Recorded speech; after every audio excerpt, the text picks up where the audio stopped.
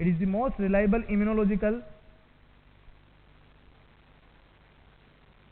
Test in pregnancy. तो यहां पर आपने क्या सीखा कि प्रेगनेंसी के अंदर ये सबसे ज्यादा रिलायबल इम्यूनोलॉजिकल टेस्ट होता है। क्या नाम है इसका? RIA। एक चीज याद रखिए इसके बारे में,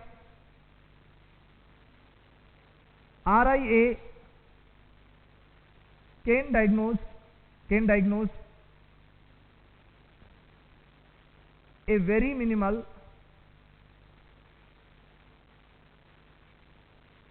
level of beta HCG like 0.002 international unit पर ml। कि अगर बीटा HCG का लेवल अगर बहुत ज्यादा कम है तो भी प्रेगनेंसी के अंदर ये आपको एक कंफर्मेशन रिपोर्ट दे सकता है। तो मैंने क्या लिखा? Radio immunoassay can diagnose even a very minimum level of beta HCG। ऐसा नहीं है, जैसे सपोज कीजिए लाइक एक्टोपिक प्रेगनेंसी की कंडीशंस होती हैं या कुछ ब्लाइटेड ओवा की जैसी कंडीशंस होती हैं जहां पर बीटा HCG का जो लेवल होता है वो काफी कम होता है, तो उस कंडीशन में भी ये क्या करेगा? प्रेगनेंसी को जो है वो कंफर्म बता सकता है। इसके अंदर बेसिकली हम एक बात कर सकते हैं I-125 आइडो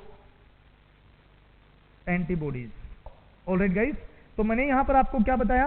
I-125 iodo antibodies are used, these are the basically like हम कह सकते हैं HCG antibodies, these are the HCG antibodies. तो guys I-125, it's not 120, extremely sorry, it is I-125 iodo antibody. ये एंटीबॉडी का नाम मैं बता रहा हूं जिसको यूज करते हैं, आप प्लीज इसके बारे में याद रखना। कौन से टेस्ट के अंदर? In the test of RIA, radio immune assay. तो रेडियो इम्यून एसे के अंदर बहुत ही कम बीटा HCG के लेवल को भी हम चेक कर सकते हैं। मेनली तो यहां पर एंटीबॉडी यूज होता है जो HCG एंटीबॉडी, उसका नाम है I-25 आइडो, IDO, I-125 iodo antibodies. It is used for the RIA, radio immune essay.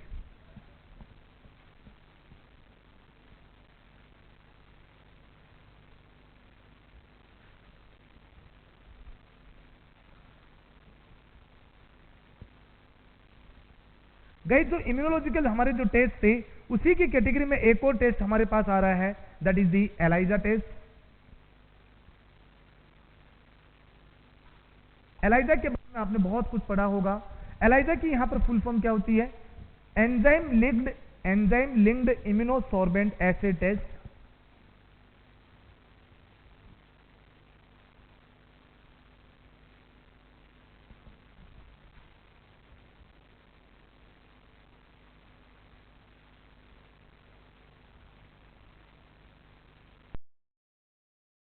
Enzyme linked immunosorbent essay test. Alright, ये था एलाइजा। इसको हम लोग बेसिकली सैंडविच एसे टेस्ट के नाम से भी जानते हैं। सैंडविच एसे टेस्ट, प्लीज याद रखिए। ओके, तो इट इज बेसिकली एलाइजा क्या है? It's A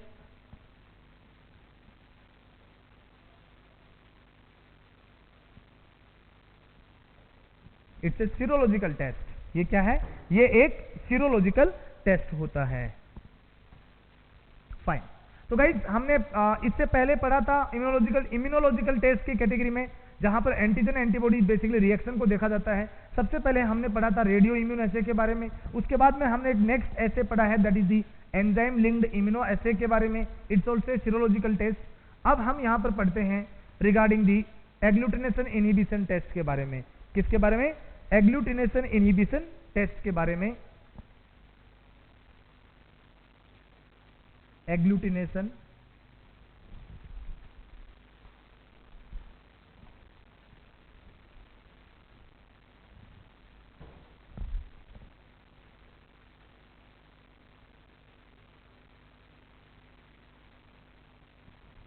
inhibition test.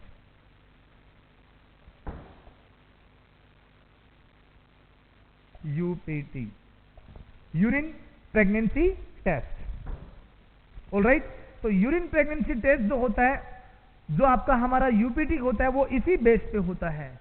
जो UPT होता है, यूरिन प्रेगनेंसी टेस्ट, वो किस बेस पे होता है? वो एग्लूटिनेशन इनहिबिशन टेस्ट के फॉर्मूले पे काम करता है, इस सिद्धांत पे काम करता है। ये चीज आपको याद रखनी है। ऑलराइट, एग्लूटिनेशन इनहिबिशन टेस्ट में हम ऐसे देख सकते हैं जैसे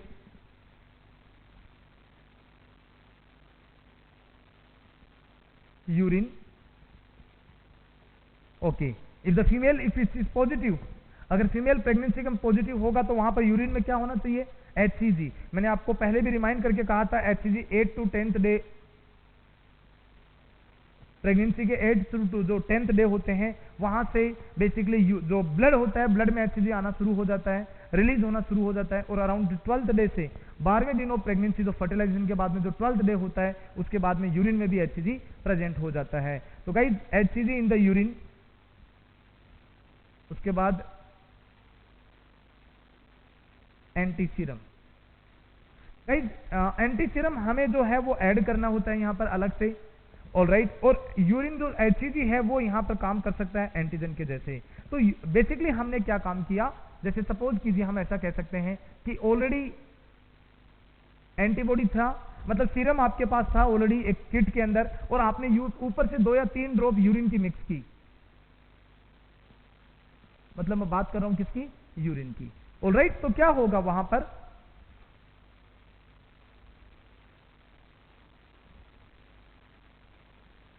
एंटीजन एंटीबॉडी रिएक्शन, बिकॉज एक साइड में एंटीजन है, दूसरी साइड में क्या है? एंटीबॉडीज है।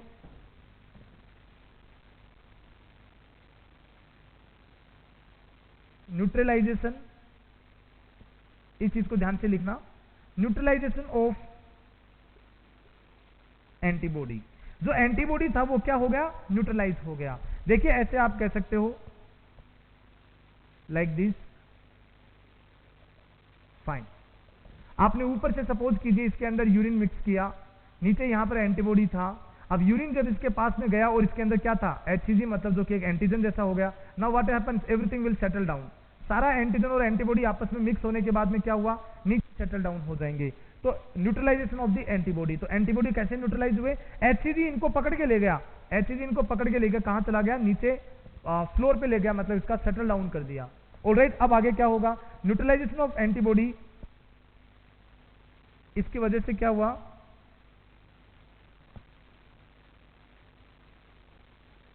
absence of visible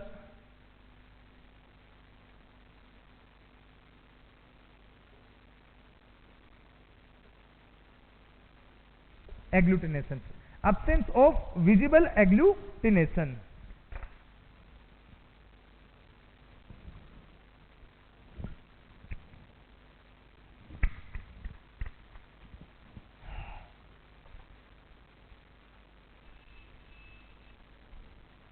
okay guys, तो हमने यहां पर क्या सीखा?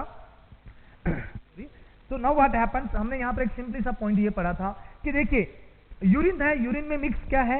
HCG है, मतलब वो एंटीजन का काम करेगा। और आपने वहां पर एक और चीज ऐड किया है, एंटीसीरम, जो है एंटीबॉडी। दोनों एंटीजन एंटीबॉडी का रिएक्शन हुआ, सारा का सारा एंटीबॉडी क्या हो गया? न्यूट्रलाइज हो गया। तो क्या हुआ आपको? Absence of visible agglutination. Visible agglutination का मतलब मैं बात कर रहा हूं इसकी, देखिए अगर ये एंटीबॉडी सेटल नहीं होता, अगर एंटीबॉडी सेटल नहीं होता, जैसे हम लोग पानी के अंदर अगर ऑयल मिला दें तो वो जो ऑयल या जो घी होता है वो कभी पानी के साथ में डिजोल्व नहीं होता, वो उस सरफेस पे हमेशा आपको दिखेगा। ओनली कहां दिखेगा? सरफेस के ऊपर। तो इस कंडीशन के अंदर जो आपके सामने जो कंडीशन है, इस कंडीशन में यहां पर आपको सरफेस पे ऐसा कुछ भी दिखाई नहीं देगा। ऐसे आपको सरफेस के ऊपर कोई भी ऐसा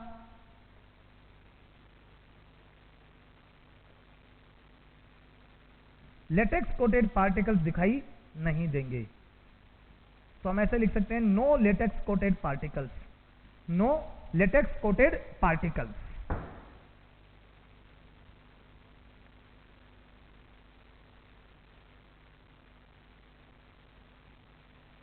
clear everyone?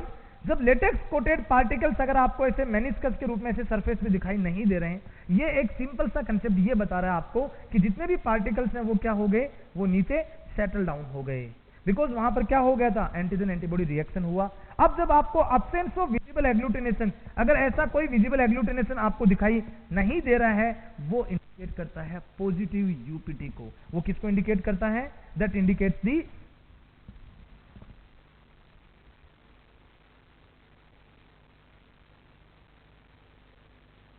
Urine pregnancy test. तो जो प्रेगनेंसी टेस्ट है वो पॉजिटिव है। ऑल राइट, ये चीज आपके यहां पर क्लियर हो गई। तो गाइज मैंने यहां पर आपको क्या समझाया? मैंने ये कहा कि अगर सपोज कीजिए यूरिन में HCG है और आपने एंटी सीरम मतलब एंटीबॉडी ऐड किया है, तो दोनों में रिएक्शन होगी, सारे के सारे एंटीबॉडी जो है वो नीचे सेटल डाउन हो जाएंगे। तो मैंने वर्ड यूज किया न्यूट्रलाइजेशन। अगर वो न्यूट्रलाइज हो गए तो आपको क्या होगा? उस सॉल्यूशन के अंदर या जो भी आपके पास जो मटेरियल है उसमें आपको कोई भी वहां पर एग्लूटिनेशन दिखाई नहीं देगा। जो सरफेस है वहां पर एग्लूटिनेशन कुछ भी दिखाई नहीं देगा, बिकॉज जो कुछ भी था वो सारा कहां सेटल हो गया? वो सारा नीचे सेटल हो गया। ये ऐसा कोई सेटलमेंट या ऐसे कोई लेटेक्स कोटेड पार्टिकल्स अगर दिखाई नहीं दे रहे हैं, if nothing is visible it means the UPT is positive. All right,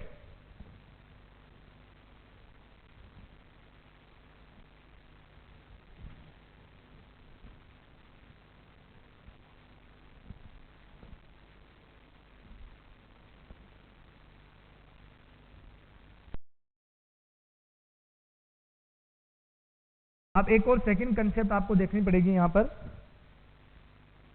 urine no HCG,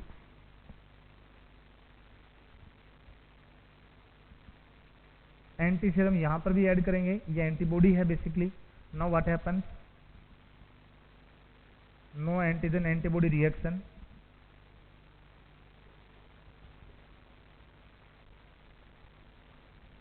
antibody will not be neutralized,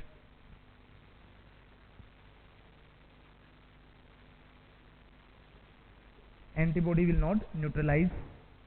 जब एंटीबॉडी न्यूट्रलाइज नहीं हो रही हैं, व्हाट हैपन्स?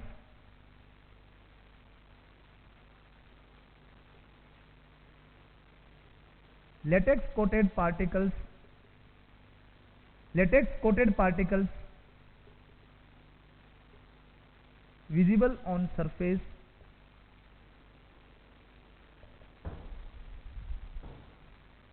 और इसका मतलब क्या हुआ?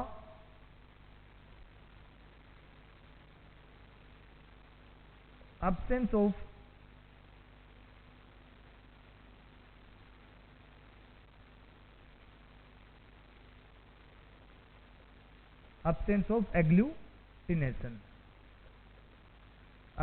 agglutination, that indicates नेगेटिव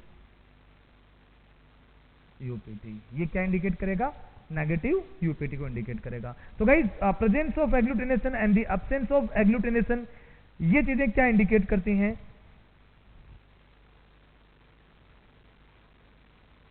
तो लाइक वहां पे सरफेस के ऊपर जो बेसिकली आपने मेनिस्कस लिया था, इसके सरफेस के ऊपर अगर सपोज ऐसा लेटेक्स कोटेड अगर विजिबल एग्लूटिनेशन दिखाई देता है, अगर सपोज कीजिए ऐसा एग्लूटिनेशन ओके, तो आप एक काम कीजिए प्लीज, इसको थोड़ा सा रेक्टिफाई कीजिए। मैंने क्या कहा है? नो HCG मतलब यूरिन में कोई HCG नहीं है, प्लेन यूरिन है, फीमेल पॉजिटिव नहीं है मतलब नेगेटिव है, और साथ में एंटीबॉडी तो वही सेम है। आपने क्या काम किया? दोनों को मिक्सअप किया, एंटीबॉडी रिएक्शन नहीं हुई। जब एंटीबॉडी रिएक्शन नहीं हुई तो ये एंटीबॉडी को सेटल डाउन कौन करेगा? कहां पर? इस तरीके से नीचे सरफेस पे सेटल डाउन कौन करेगा? कोई नहीं करेगा। What happens? एंटीबॉडी ऑयल की तरह ऊपर सरफेस पे रहेंगे, so antibody will not neutralize. Now what happens? There is a latex coated particles visible on the surface. Latex coated particle जो है वो आपको सरफेस पे विजिबल हो रहा है। What happens? It indicates the presence of agglutination, that indicates, इस चीज के लिए बोला गया है प्रेजेंस ऑफ एग्लूटिनेशन। मैं किसकी बात कर रहा हूं? प्रेजेंस ऑफ एग्लूटिनेशन, मतलब उस पॉइंट की बात कर रहा हूं that indicates the negative UPT. ये किसको इंडिकेट करता है? नेगेटिव यूपीटी को। तो आपने क्या चीज समझा यहां पर?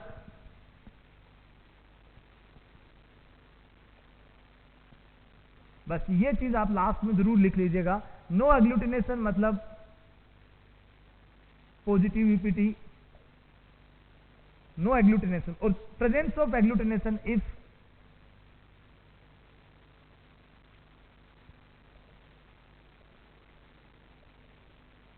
if the agglutination is present, इसका मतलब होता है नेगेटिव यूपीटी। अगर सपोज वहां पर एग्लूटिनेशन प्रेजेंट है, अगर सपोज कीजिए वहां पर एग्लूटिनेशन प्रेजेंट है, तो इसका मतलब वहां पर जो प्रेगनेंसी टेस्ट है वो कैसा है, नेगेटिव है। और अगर सपोज कीजिए वहां पर एग्लूटिनेशन प्रेजेंट नहीं है, एग्लूटिनेशन प्रेजेंट क्यों नहीं था, बिकॉज जितने भी एंटीबॉडी थे वो सारे नीचे सेटल हो गए। जब एंटीबॉडी नीचे चला गया तो यहाँ पर सरफेस पे आपको एग्लूटिनेशन दिखाई देगा, कुछ दिखाई नहीं देगा। बिकॉज रीजन क्या है, यहाँ पर अगर सपोज जो कुछ भी यहाँ पर एंटीबॉडी थे सारे तो नीचे सेटल हो गए, प्रेगनेंसी क्या है, पॉजिटिव है, तो इसका मतलब वहां पर एग्लूटिनेशन नहीं हुआ, एग्लूटिनेशन नहीं हुआ। एंड फाइनली जब एग्लूटिनेशन नहीं हुआ तो सब कुछ ऊपर था, इसका मतलब वहां पर क्या हुआ, द टेस्ट इज नेगेटिव। तो ये यहां पर जिसके बारे में आप लोगों को वर्कअप करना है।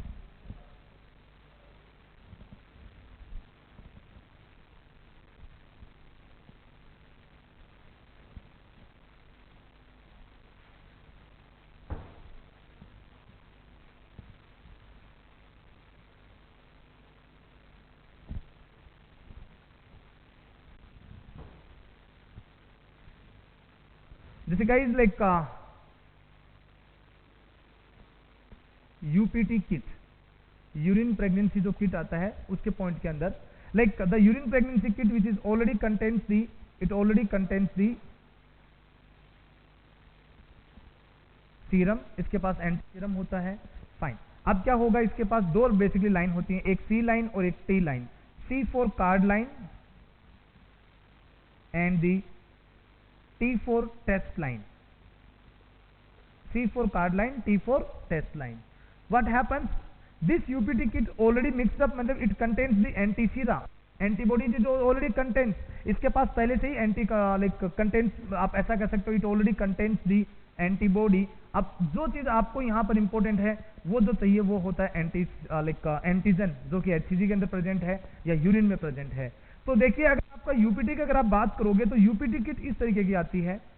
इस यूपीटी किट में हमें यहां पर यूरिन के ड्रॉप को मिक्स करना होता है, and it will be just plain like this, just a plain. यहां पे सी मार्क आप कर सकते हो और यहां पे आप टी मार्क कर सकते हो। आपको क्या काम किया इसमें, वी हैव एडेड यूरिन, हमने यूरिन उसमें ऐड किया। हमेशा अर्ली मॉर्निंग यूरिन ऐड करना चाहिए, सबसे बेस्ट रहता है fresh urine, early morning urine. तो वहां पर फीमेल को बोला गया कि यहां पर 3 से 4 ड्रॉप आपको यूपीटी किट के ऊपर ड्रेन करनी है, मतलब, और वो भी मिड स्ट्रीम यूरिन, सबसे बेस्ट माना गया है midstream urine. Now added the urine, what happens, urine contains the HCG। अगर suppose if the female is pregnant, if the female is pregnant, तो उस यूरिन में क्या होना चाहिए, HCG होना चाहिए। Because I told you that जैसे ही फर्टिलाइजेशन होता है प्रेगनेंसी में, फर्टिलाइजेशन के 10 से 12वें दिन के बीच में, 10 to 12 डे के ऊपर यूरिन में क्या प्रेजेंट रहता है, HCG प्रेजेंट रहता है। तो now what happens, you have added the urine which contains the HCG। ये HCG कैसा काम करेगा, it will act like a antigen, it will act like a antigen. और हमारा यूपीटी किट में ऑलरेडी प्रेजेंट है क्या चीज, एंटीबॉडी। मैं किस एंटीबॉडी की बात कर रहा हूं, एंटीसीरा की बात कर रहा हूं, एंटीसीरा या एंटीसीरम, ओके, ये ऑलरेडी इसमें एडेड है। नाउ व्हाट हैपेंस, जैसे ही आपने इसमें ऐड किया तो एंटीजन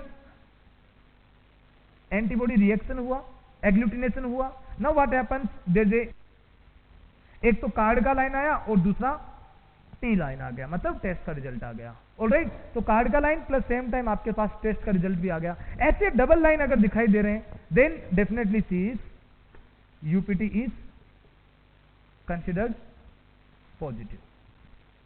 ऑलराइट, अगर सपोज कीजिए वहां पे केवल कार्ड लाइन आता है, मतलब एंटीसीरा काम कर रहा था वहां पे, बट क्या चीज नहीं था उसके अंदर, यूरिन, नो HCG, यूरिन में क्या नहीं था, HCG नहीं था, तो उसकी वजह से केवल एक सिंगल लाइन आया, only single line, it means negative UPT, urine pregnancy test. Alright guys, तो देखिए positive urine pregnancy test, double line and single line. कई बार क्या होता है गाइस, अगर यूरिन में HCG का लेवल कम है, if there is less amount of urine, less volume of HCG या less quantity of HCG in the urine, कम है, जैसे एग्जांपल कई बार ब्लाइटेड ओवा हो जाता है, ब्लाइटेड ओवा, लाइक मैंने आपको अबॉर्शन में पढ़ाया भी है इसके बारे में। ब्लाइटेड ओवा के अलावा अगर मैं बात करूं एक्टोपिक प्रेगनेंसीज हैं, तो उन सिचुएशन में क्या होता है, जो कार्ड लाइन होती है वो एकदम से ओके होती है, बट जो दूसरी टेस्ट लाइन होती है वो बहुत ही ज्यादा ऐसे ब्लड लाइन होती है। क्या होती है, ब्लड जैसी दिखाई देती है।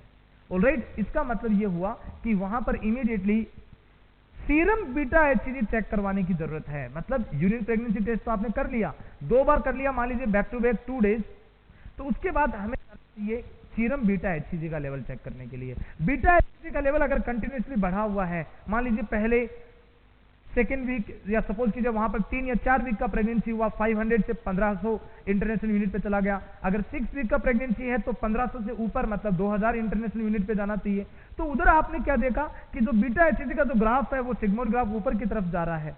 तो आपको इसको माइंड नहीं करना है, आपको यहां पर डाउटफुल लेना है कि ये हो सकता है कि ब्लाइटेड ओवा हो सकता है एक्टोपिक प्रेगनेंसी हो। एचसीजी का लेवल बढ़ रहा है, मतलब ये तो कंफर्म हो गया प्रेगनेंसी इज पॉजिटिव। ये कंफर्म क्या हो गया?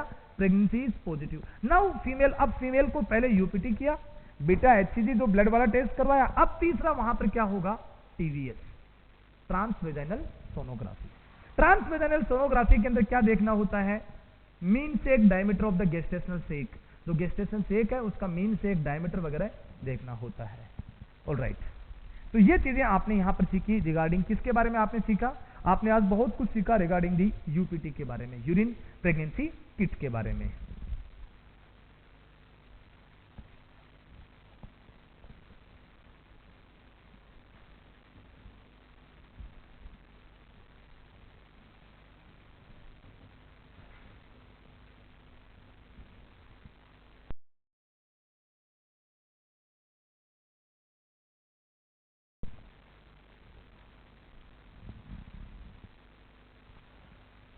चलिए अब हम मूव करते हैं सेकंड ट्राइमेस्टर की तरफ।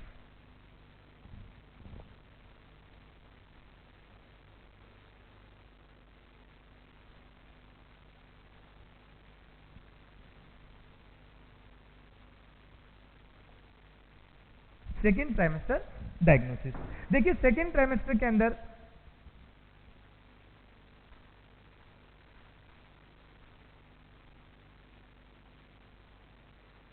अमीनोरिया will continue,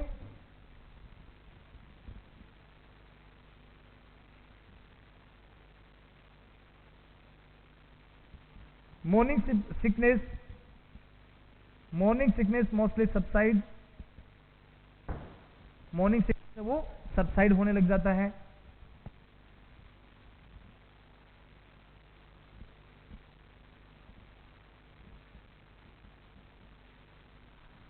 urgency of urination mostly subside, तो urgency of frequency of urination है वो भी थोड़ा क्या होने लग जाता है? सबसाइड होने लग जाता है। तो गाइस अब सेकेंड ट्राइमेस्टर के अंदर क्या चीजें वहां पर इंपॉर्टेंट आएंगी, उन सब के बारे में हमें यहां पर डिस्कस करना है। तो देखिए सेकेंड ट्राइमेस्टर के अंदर अगर हम डिस्कस करें तो सबसे पहले लाइक का एक वर्ड आता है क्विकनिंग।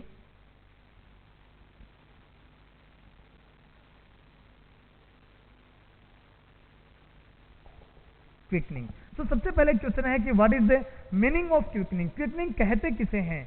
तो देखिए क्विकनिंग का मतलब क्या होगा?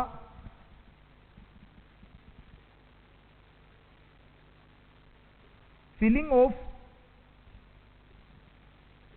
फर्स्ट फीटल मूवमेंट,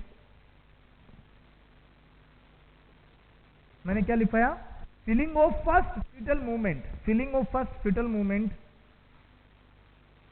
और फर्स्ट टाइम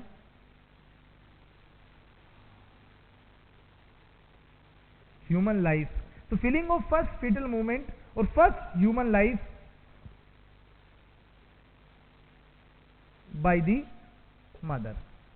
ऑलराइट, इसको हम क्या कहते हैं? क्विकनिंग कहते हैं। तो मदर जब फर्स्ट टाइम बेबी की किक को फील करती है, बेबी की फीटल मूवमेंट्स को जब फील करना शुरू करती है, तो मदर के अंदर एक ग्रेट इमोशनल अटैचमेंट आता है, इमोशनल बॉन्डिंग क्रिएट हो जाती है। किसकी? मदर और फीटस की। उससे पहले जब तक मदर उस फीटस को फील नहीं कर पाती तब तक मदर टोटली परेशान रहती है। वो हम ऐसा कह सकते हैं कि साइकोलॉजिकली अनफिट रहती है। Mean she may have some sort of like negligence और some sort of like delusion, all two things. One ambivalence भी होता है वहां पर। बट जैसे ही फीमेल को फीटल मूवमेंट फील होना शुरू हो जाते हैं, फीटस की एक्टिविटी फील होना शुरू हो जाती है, she feel that a human is something is growing inside her womb, all right, and she will have a great attachment with the baby. Alright, तो हम इसको मैंने लिखा है यहां पर आपको कि feeling of first fetal movement या first human life by the mother is called quickening. Alright, अब क्विकनिंग के बारे में आपको यहां पर ऐसे याद रखना है कि जो प्राइमरी ग्रेविडा मदर्स होती हैं, कौन सी, लाइक आप इसको नीचे लिख लीजिए, in primary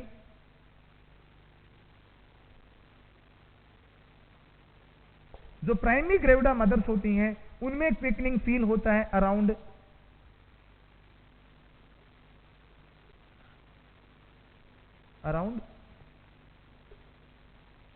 18 week of pregnancy पे। जब प्रेगनेंसी के करीबन 18 वीक के आसपास का समय होता है, उस समय उन प्राइमरी ग्रेविडा मदर्स में मदर को क्या फील होते हैं, फीटल मूवमेंट फील होते हैं। अगर मैं बात करूं मल्टी ग्रेविडा की, तो इन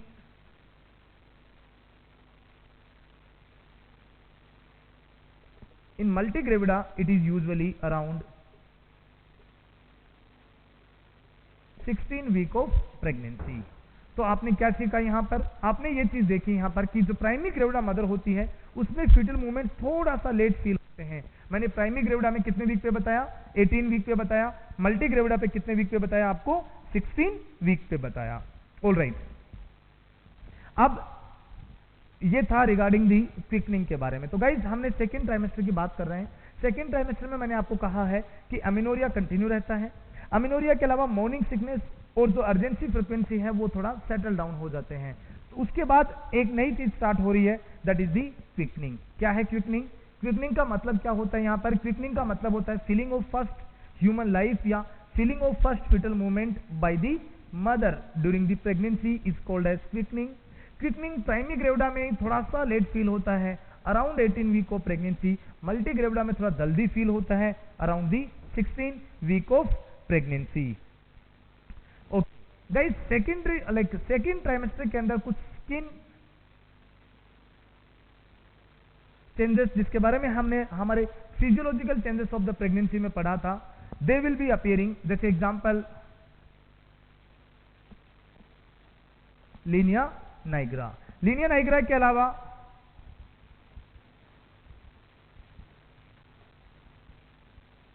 स्ट्राया ग्रेविडोरम, उसके अलावा क्लोआज्मा जिसको हम प्रेगनेंसी मास्क के नाम से भी जानते हैं। तो गाइज आपने यहां पर क्या देखा कि एक तो था लीनिया नाइग्रा, लीनिया नाइग्रा के अलावा वहां पर नेक्स्ट क्या था, स्ट्राया ग्रेविडोरम। स्ट्राया ग्रेविडोरम के अलावा नेक्स्ट क्या था, क्लोआज्मा। क्लोआज्मा का नाम क्या होता है, बटरफ्लाई साइन या प्रेगनेंसी मास्क। ऑलराइट, देखिए लीनिया नाइग्रा का मतलब क्या था, dark brown line from the xiphisternum to till the xiphisternum से लेके कहां तक, दी सिम्फाइसिस प्यूबिस तक। उस डार्क ब्राउनिश लाइन के लिए बोला गया था लीनिया नाइग्रा। स्ट्राया ग्रेविडोरम का मतलब होता है मदर के अब्डोमेन पे, थाइस के ऊपर, लाइक बैक साइड के एरियाज के अंदर जो स्ट्रेच मार्क्स आते हैं। स्ट्रेच मार्क्स क्यों होते हैं, लाइक गोल्डन कलर के जो स्ट्रेच मार्क्स होते हैं, गोल्डन स्ट्रेच मार्क्स, वो उसका रीजन क्या है वहां पर, because of the like increase in the abdominal girth के बढ़ने की वजह से या फेट डिपोजिशन की वजह से, उन स्ट्रेच मार्क्स को कहते हैं स्ट्राया ग्रेविडोरम। क्लोआज्मा या प्रेगनेंसी मास्क, ये क्या है, hyper pigmentation over the forehead पे पिगमेंटेशन होना और आईज या नोज के ऊपर पिगमेंटेशन होना, इसलिए इसका नाम रखा गया है बटरफ्लाई साइन। तो जैसे फोरहेड के ऊपर डार्किश, उसके अलावा लोअर आईलिड के अलावा कहां पर, नोज के एरिया के ऊपर, and again into the another eyelid. तो ये एक बटरफ्लाई जैसा साइन बन गया, इसलिए इसका नाम रखा गया बटरफ्लाई साइन या क्लोआज्मा और प्रेगनेंसी मास्क। फाइन, एक हमने यहां पर like regarding the breast changes भी हमने प्रेगनेंसी के अंदर पढ़ा था, regarding the physiological changes in the pregnancy. वो पॉइंट था हमारा, एक वर्ड था हमारे पास प्राइमरी एरियोला और एक है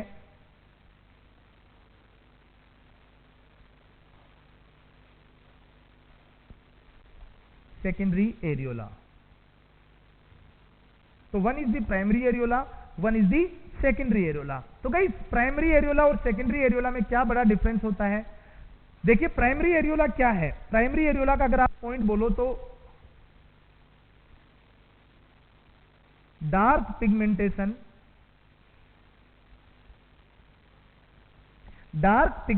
अराउंड द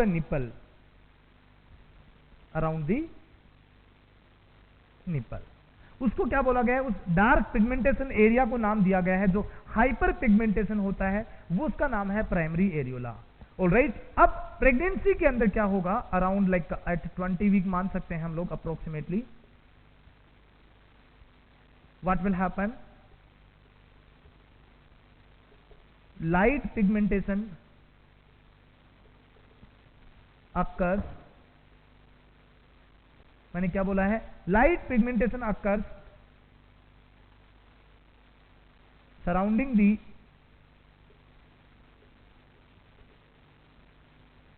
प्राइमरी एरियोला। तो जो प्राइमरी एरियोला, जैसे सपोज कीजिए ये प्राइमरी एरियोला है, डार्क पिगमेंटेशन है, इसके चारों तरफ जो लाइट पिगमेंटेशन का जो पूरा एरिया दिखाया गया है, उस लाइट पिगमेंटेशन को क्या बोला गया है, सेकेंडरी एरियोला बोला गया है। तो गाइस प्राइमरी एरियोला जो होता है वो धीरे धीरे कन्वर्ट होने लग गया किसमें, सेकेंडरी एरियोला में। प्रेगनेंसी के लगभग कौन सी पीरियड में, अप्रोक्सीमेटली 20 वीक ऑफ प्रेगनेंसी के अंदर। इसके अलावा वहां पर अगर हम ब्रेस्ट चेंजेस में बात कर रहे थे तो वहां पर एक हमारे पास पॉइंट आता है रिगार्डिंग दी मोंटेगोमेरी ट्यूबरकल्स। मोंटेगोमेरी ट्यूबरकल्स के बारे में मैंने आपको फिजियोलॉजिकल चेंजेस ऑफ प्रेगनेंसी में एक्सप्लेन किया था। वहां पर मैंने आपको कहा था कि जो सीबेशियस ग्लैंड्स होती हैं उनकी हाइपरट्रोफी हो जाती है, मतलब सीबेशियस ग्लैंड्स का एनलार्जमेंट हो जाता है and they will become visible. Earlier जब मदर प्रेग्नेंट नहीं थी उस समय जो सीबेशियस ग्लैंड्स थी वो विजिबल नहीं होती। जब सीबेशियस ग्लैंड्स छोटे छोटे दाने के रूप में ब्रेस्ट के एरिया में अगर विजिबल होना शुरू हो जाए तो हम उसको बोलते हैं मोंटेगोमेरी ट्यूबरकल्स। मोंटेगोमेरी ट्यूबरकल्स वो क्या है, basically they are the derivative of sebaceous gland, वो सीबेशियस ग्लैंड के डेरिवेटिव होते हैं। फाइन, अब चलिए हम लोग बात करते हैं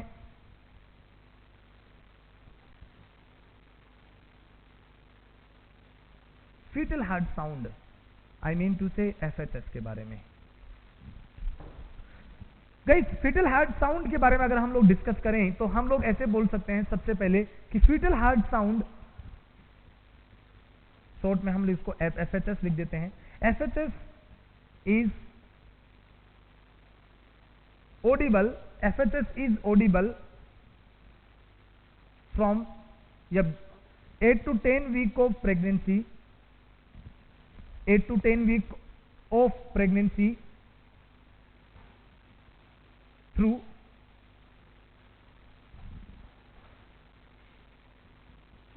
डॉपलर। किसके थ्रू, डॉपलर के थ्रू। ऑलराइट, आप ऐसा कह सकते हो इलेक्ट्रॉनिक ट्रांसड्यूसर के द्वारा, मतलब इलेक्ट्रॉनिक ट्रांसड्यूसर जो होता है, इलेक्ट्रॉनिक ट्रांसड्यूसर बोलिए या डॉपलर के द्वारा आप फीटल हार्ट साउंड्स को सुन सकते हो। कितने वीक पे, starting from the 8 to 10 week के ऊपर। नाउ थ्रू ऑर्डिनरी स्टेथोस्कोप या ऐसा बोल सकते हैं कि like Pinard stethoscope,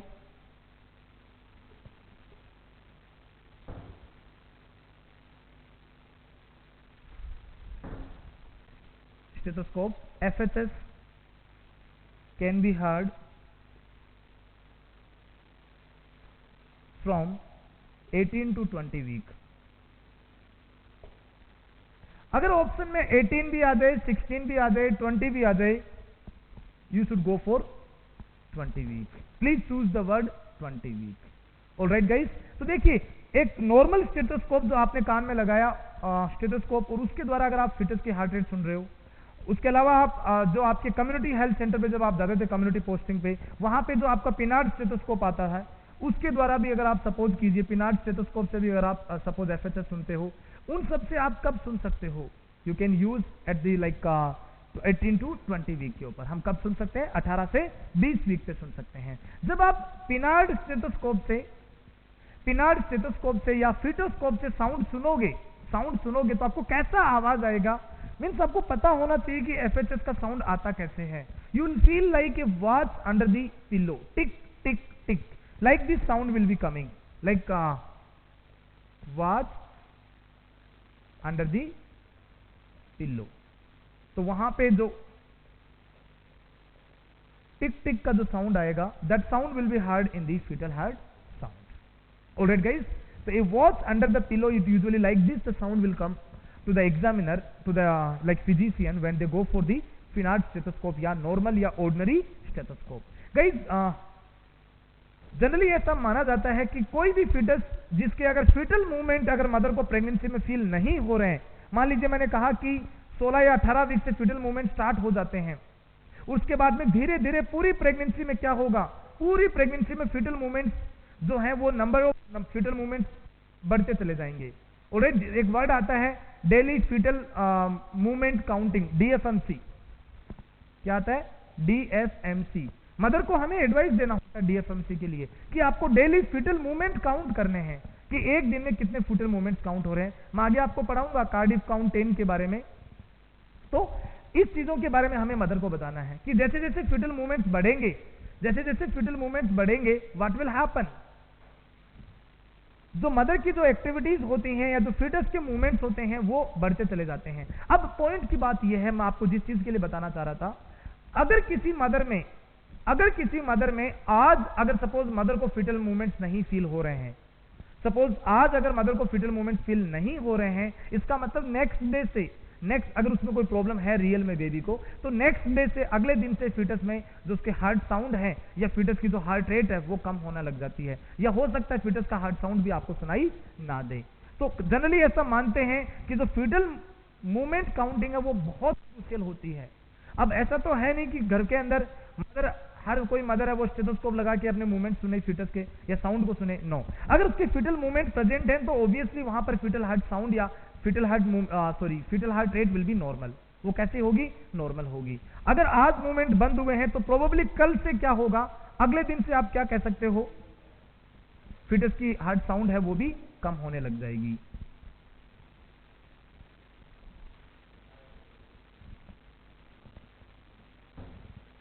okay, fetal heart sound आप कहां पर सुन सकते हो? What is the location of that fetal heart sound? किस लोकेशन पे आप फीटल हार्ट साउंड सुन सकते हो? इसका एक सिंपल सा सिस्टम है, लाइक अगर मैं ऐसे समझूं, इन वर्टेक्स प्रेजेंटेशन। कौन सी प्रेजेंटेशन में? वर्टेक्स में, जहां पर फीटस का हेड है वो प्रेजेंटिंग पार्ट होता है, फीटस का हेड प्रेजेंटिंग पार्ट है, लाइक दिस। Okay, umbilicus. तो यूजुअली हम ऐसा कह सकते हैं कि अम्बलाइकस, और ये है लाइक एंटीरियर इलियाक स्पाइन, अगर हम लोग माने एंटीरियर इलियाक स्पाइन, तो ये बेसिकली ये जो एंगल होता है, इस एंगल के बीच में approximately this mid angle area, it is the best for the fetal heart sound. तो क्या होगा, अम्बलाइकस से नीचे, अम्बलाइकस से नीचे हम कह सकते हैं, और सिम्फाइसिस प्यूबिस से ऊपर, दोनों साइड में लेटरली। देखिए जो लाइक इंटीरियर इलियाक स्पाइन, अगर मैं इधर की बात करूं तो एंटीरियर इलियाक स्पाइन, तो ये area, these are the two area जिसको मैंने ब्लैक स्पॉट किया है, these are the areas for the fetal heart sound. Alright, तो हमें दिस साइड में यूजुअली सपोज क्या काम करना होता है, हमें अम्बलाइकल ग्रिप चेक करते हुए फीटस की बैक को पैल्पेट करना होता है। जैसे मैंने बोला, पैल्पेट दी बैक, फीटस की बैक कैसी फील होगी, ऐसे सी शेप की जैसी कर्व फील होगी। उसी साइड में, जिस साइड में आपको फीटस की बैक फील हो रही है, उसी साइड में आपको क्या काम होगा, फीटल हार्ट साउंड भी फील होगा। ऑलराइट, आपको क्या काम करना है, अम्बलाइकस, मदर के अम्बलाइकस से आपको थोड़ा सा डाउनवर्ड एंड लेटरली जाना होता है। मतलब मैंने बोला mid angle of anterior iliac spine, umbilicus and iliac spine का जो मिड एंगल होता है, उस मिड एंगल पे आपको क्या फील होगा, फीटल हार्ट साउंड फील होगा। ये कब बताया मैंने? तो दोनों साइड में, मतलब कोई सी भी साइड में हो सकता है, जिस साइड में फीटस की बैक होगी, अगर बैक इस साइड में है तो इस साइड में, अदरवाइज दूसरी साइड में। कब? जब वहां पर वर्टेक्स प्रेजेंटेशन होगा। दूसरा पॉइंट, अगर सपोज वहां पर ब्रीथ है, तो जरूरी नहीं है ना बेबी हमेशा वर्टेक्स में हो सकता है बेबी वहां पर किस पोजीशन में हो, ब्रीथ में हो, लाइक दिस। ये बेबी का हेड है, ये लिम्ब है, तो उस केस में क्या होगा, अबोव द अम्बलाइकस, प्रोबेबली वहां पर above the umbilicus fetal heart sound feel होगा। तो ब्रीथ में कहां पर बताया मैंने, above umbilicus, that is the location of fetal heart sound. Guys, जो फीटल हार्ट साउंड होता है this fetal heart sound can be confuse, ये कई बार एग्जामिनर को या आपको भी जब आप फिटल हार्ट साउंड सुनने के लिए मदर के पास जाओगे तो आपको कंफ्यूज कर सकता है। Fetal heart sound can be confuse with 2 more sounds. तो मैंने लिखा है fetal heart sound can be confuse with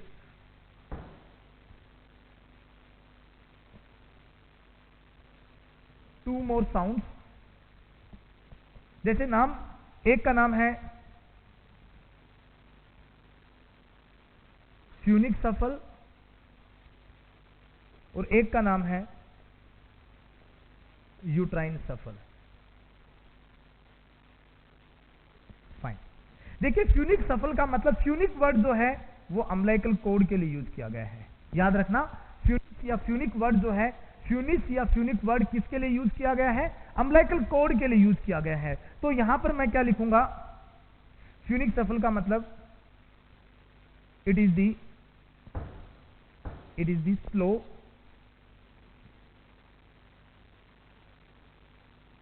murmur sound, it is the slow murmur sound produced by the umbilical blood vessels। तो मैंने क्या बोला?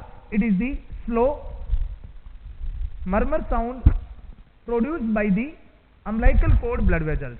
तो अम्बिलिकल कोड की जो ब्लड वेजल्स होती हैं वो ब्लड वेजल्स जो साउंड प्रोड्यूस करती हैं, मैंने क्या बोला? Slow murmur sound produced by the umbilical blood vessels. तो फीटस की जो अम्बिलिकल कोड की जो आर्टरी और जो वेन होती हैं, आर्टरी एंड वेन होती हैं, वो जो बेसिकली उनके ऊपर अगर उस एरिया में अगर मान लीजिए फीटस का कोई अम्बिलिकल कोड है, फॉर एग्जाम्पल लाइक ये अम्बिलिकल कोड प्रेजेंटेशन, और इस एरिया में अगर आपका स्टेथोस्कोप सपोज टच हुआ है तो क्या होगा वहां पर? इस अम्बिलिकल कोड के अंदर भी तो ब्लड वेजल्स हैं, जैसे अम्बिलिकल आर्टरीज हैं 2, अम्बिलिकल वेन भी हैं। तो व्हाट विल हैपन? उनके वहां से, उनके प्रेशर से, उनके पल्सेशन से जो साउंड आता है, उस पल्सेशन से जो स्लो मर्मर साउंड आता है, उसका नाम है funic souffle. So it can be, we can confuse with the funic souffle. Alright, next one we can confuse with the another souffle, that is the uterine souffle. Uterine souffle के बारे में ऐसे कह सकता हूं आपको मैं, it is the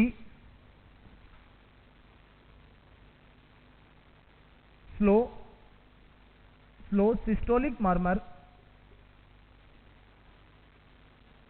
slow systolic murmur sound,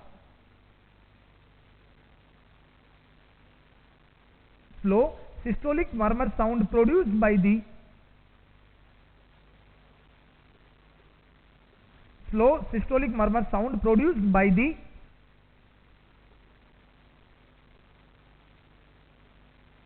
uterine artery, that's it. तो मैंने क्या लिखा? It is the slow systolic murmur sound produced by the uterine artery. Alright, देखिए यूट्राइन आर्टरी जो होती है उसके अंदर भी करीबन लाइक हम ऐसा कह सकते हैं कि 80 mm ऑफ एचजी के आसपास प्रेशर होता है, अराउंड 80 mm ऑफ एचजी के आसपास प्रेशर होता है। ऑलराइट, तो जो यूट्राइन आर्टरी है उसका भी एक अपना पल्सेशन होता है। तो यूट्राइन आर्टरी का जो सिस्टोलिक मर्मर मतलब जो पल्सेशन है, उस पल्सेशन से जो बेसिकली साउंड प्रोड्यूस होता है, उस साउंड को हमने नाम दिया गया है यूट्राइन सफल। तो यूट्राइन सफल means that sound which is produced by the uterine artery. Alright, किसके द्वारा? यूट्राइन आर्टरी के द्वारा। यूट्राइन आर्टरी का पल्सेशन कह सकते हो, जो रेजिस्टेंस कह सकते हो, उसको आपने नाम दिया है, that is called as uterine souffle. तो guys, fetal heart sound can be confused by these 2 more sounds. एक का नाम क्या बताया मैंने? फ्यूनिक सफल। दूसरे का क्या नाम बताया मैंने? यूट्राइन सफल।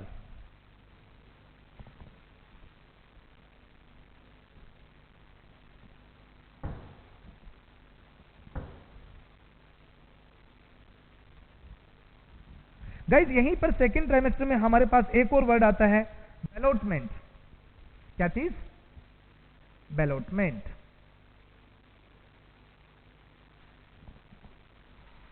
What is the meaning of bellotment? It is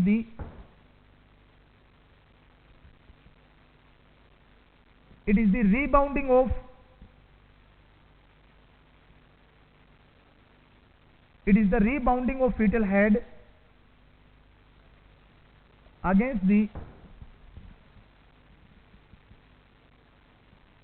examiner's finger.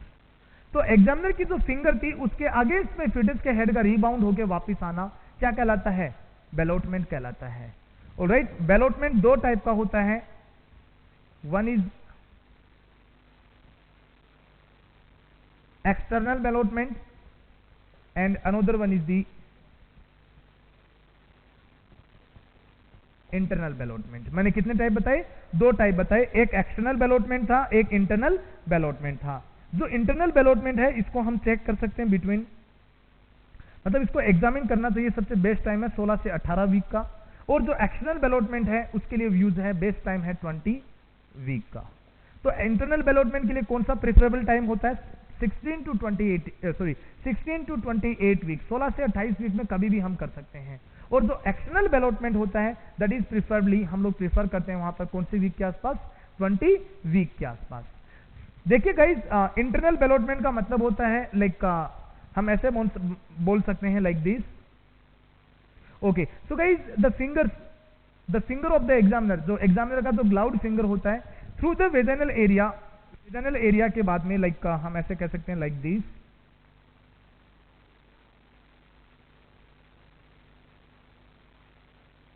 Okay, तो जो एग्जामिनर का जो फिंगर होगा वो बेसिकली क्या होगा? Like internal OS of the cervix, internal OS of the cervix इसको टच कर रहा है। समझ में आया आपको? Internal OS of the cervix है, उसको प्रेशर कर रहा है साइड से। तो क्या होगा? जब इंटरनल ओएस को आप अंदर दबाओगे तो वो टच करेगा किसको? It will touch to the head of the fetus. So what will happen? जैसे आप फीटस के हेड को उंगली करोगे, मतलब आप उसको परेशान करोगे, उसको आप टच करोगे, व्हाट विल हैपन?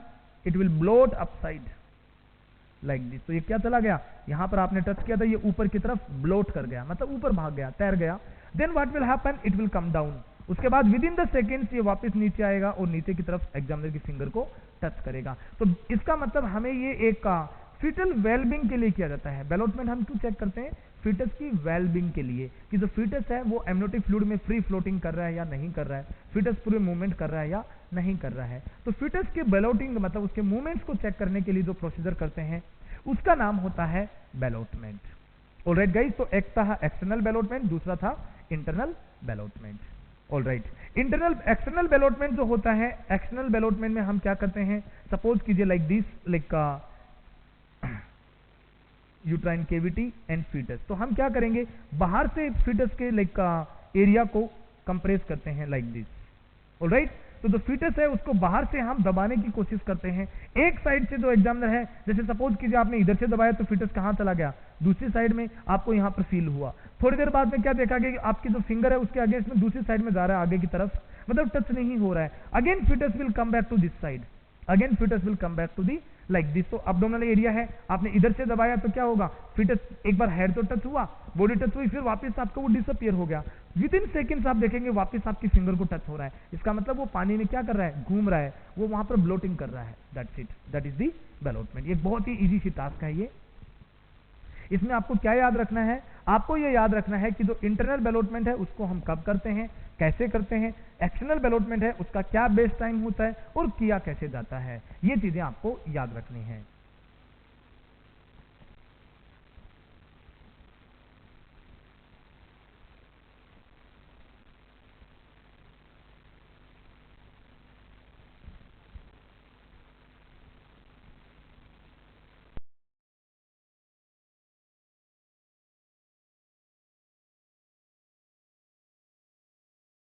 गाइज यहीं पर एक सेकेंड ट्राइमेस्टर में एक और इंपॉर्टेंट चीज हमारे सामने आ रही है, दैट इज दी BHC। क्या चीज? BHC। BHC की फुल फॉर्म ब्रैक्सटोन हिक्स कॉन्ट्रैक्शन। क्या बोला मैंने? ब्रैक्सटोन हिक्स कॉन्ट्रैक्शन। गाइज ब्रैक्सटोन कॉन्ट्रैक्शन अगर आपसे कोई पूछे कि सबसे पहले कब से या कब अपीयर होना शुरू होते हैं, आपका आंसर होना चाहिए 16 टू 18 वीक्स पे। तो ब्रैक्सटोन हिक्स कॉन्ट्रैक्शन कब से अपीयर होते हैं? 16 से 18 वीक को प्रेगनेंसी से अपीयर होते हैं। फाइन, क्या होते हैं ब्रेक्सटोन हिक्स कॉन्ट्रैक्शंस? आप लिख सकते हो दीज आर फॉल्स कॉन्ट्रैक्शन, या आप ऐसा कह सकते हो these are painless asymmetrical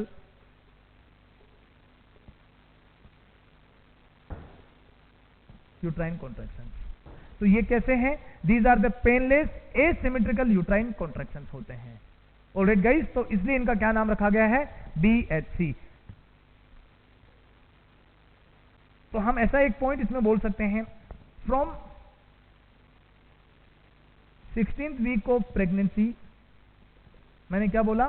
from the 16th week of pregnancy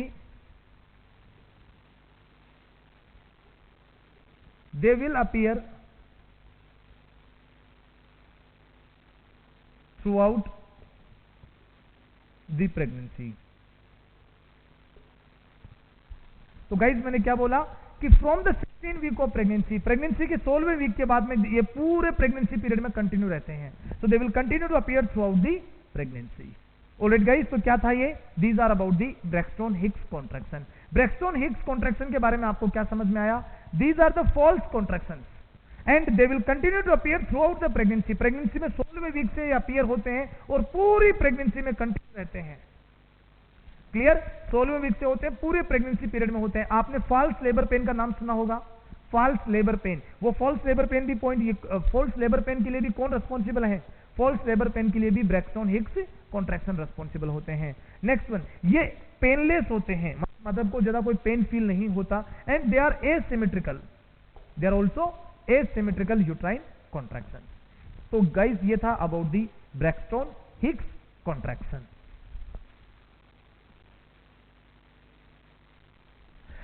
ब्रेक्सटोन Hicks contraction कितनी देर में रिपीट होते हैं? ये पॉइंट भी आप लोग लिख सकते हो। They repeat in every 15 to 20 minutes. They usually repeat in every 15 to 20 minutes.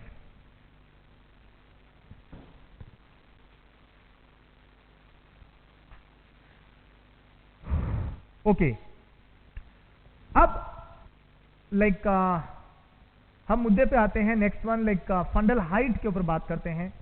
Let's talk about the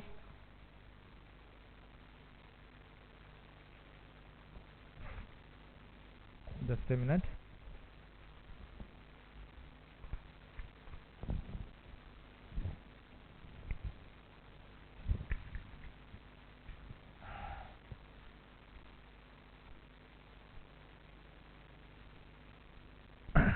okay guys, so fundal height, यहां पे फंडल हाइट चेक करना क्या जरूरी होता है? Why we are like checking the fundal height?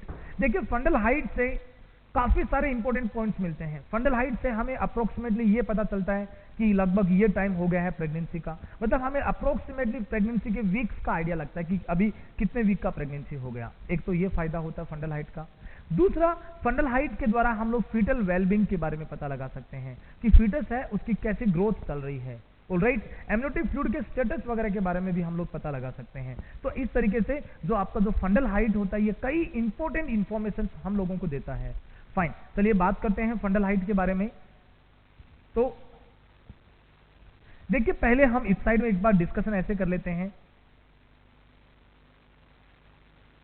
मान लीजिए अम्लाइकस, जो मैंने सेंटर पॉइंट बनाया है, it's for umbilicus at 12 week.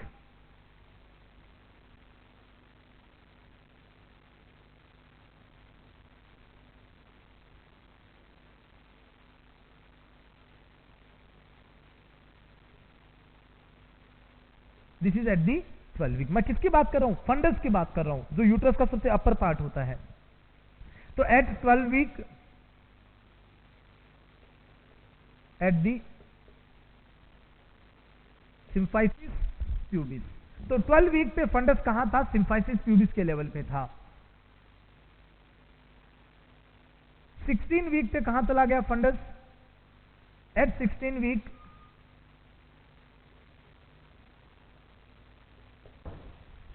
क्या था ये? 16 वीक पे फंडस है वो सिम्फाइसिस प्यूबिस और अम्बलाइकस दोनों के बीच में था। सिम्फाइसिस प्यूबिस एंड अम्बलाइकस दोनों के बीच में था।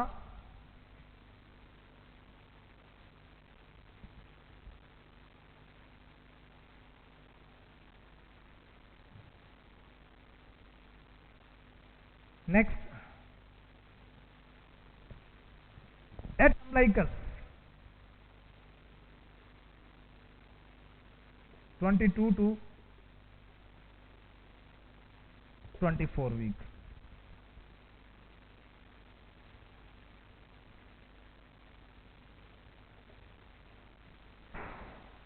This is at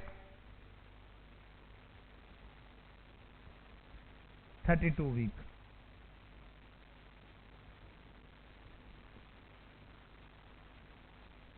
This is at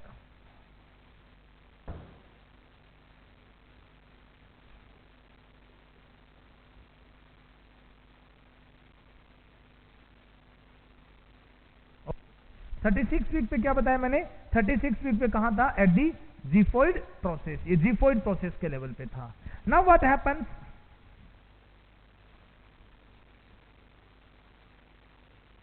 जो 32 वीक पे है वही सेम है 40 वीक पे। ऑल राइट, तो गाइज देखिए अब हम इसको समझते हैं, लिखते हैं। Fundus at 12 week. Fundus at 12 week मैंने क्या बताया?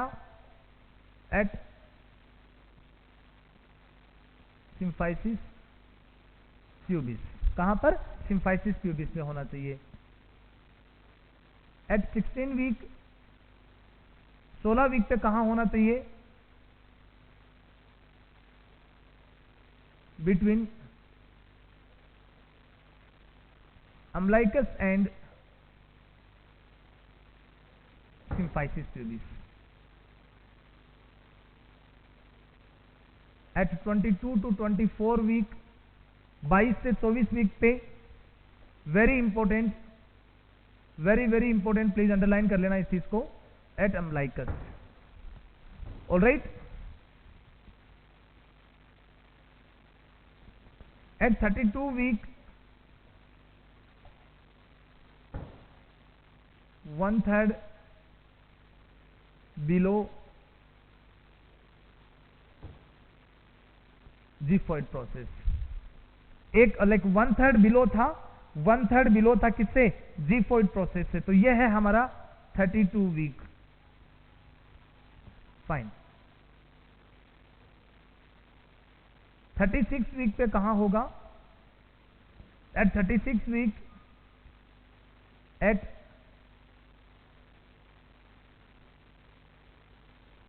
Xiphoid process. तो 36 वीक पे तो शार्प, 36 वीक पे तो कहां पहुंच गया? ये डायफ्राम को ऊपर पुश कर रहा है। 36 वीक पे मदर को बहुत ज्यादा डिस्निया होता है। उसका कारण क्या है? जो फंडस है वो ऊपर की तरफ पुश करता है। किसको? डायफ्राम को। ऑलराइट, तो 36 वीक के टाइम पे अगर मदर को डिस्निया हो रहा है, उसका रीजन क्या है? वो यही रीजन होता है, due to the extreme stage of fundal pressure. Fundal pressure वो बहुत ज्यादा है। मैक्सिमम फंडल प्रेशर कब होता है? मैक्सिमम फंडल प्रेशर कितने वीक पे? 36 वीक पे। इस चीज को याद रखिए। मैक्सिमम फंडल हाइट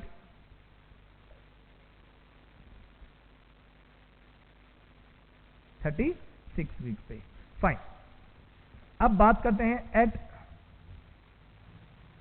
14 वीक की। देखिए 32 भी इंपॉर्टेंट है और 40 भी चीजें इंपॉर्टेंट है, मैं अभी आपको एक्सप्लेन करूंगा। तो 40 वीक पे कहां होगा? At the same level of 32 week.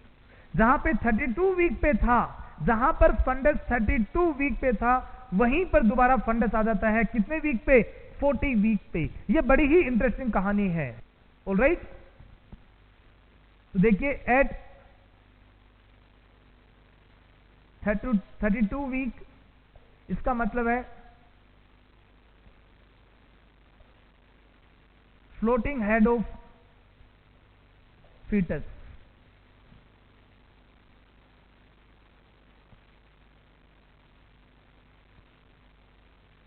No engagement, engagement अभी नहीं हुआ है और इंगेजमेंट नहीं हुआ, इसका मतलब जो है फीटस जो है वो अभी पेल्विस के अंदर नहीं पहुंचा है, फीटस एकदम नीचे की तरफ ऐसे फ्लोट कर रहा है। ऑलराइट, फंडल हाइट कितनी है 32 वीक वाली, 1/3 बिलो द